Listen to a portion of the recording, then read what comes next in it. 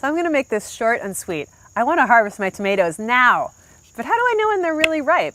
Obviously they turn red, but how red? And what about yellow tomatoes or green zebras? I guess I better call on Danielle one more time to give me the skinny on how to harvest my crop of prize tomatoes.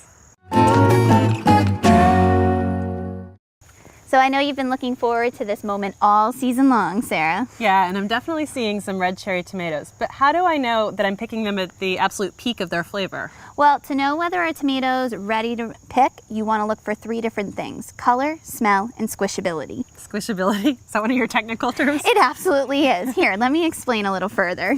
Before plucking a tomato off the vine, check out its coloring.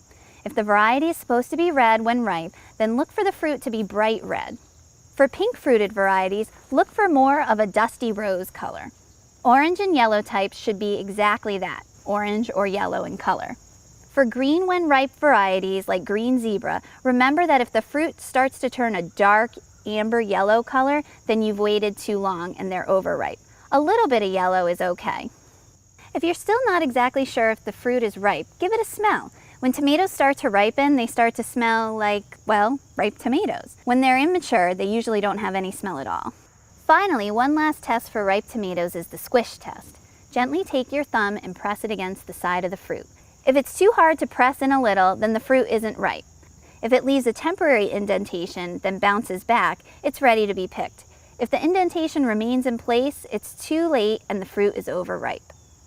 Okay, you've covered every color except these black crim. How do I know about them? Any black tomatoes should look kind of like a deep dusty purple in color, and then you can still do the smell and squishability test. This one looks pretty good. Oh my gosh, that's good. Look at how pretty. So I'm noticing that as my tomatoes have ripened, the foliage, especially near the bottom, has gotten really nasty looking. Is that something I should be worried about? No, actually, because your tomato plants are putting all their energy into producing fruit and ripening the fruit at this point. So it's perfectly natural for the bottoms to look, how do you say, yucky?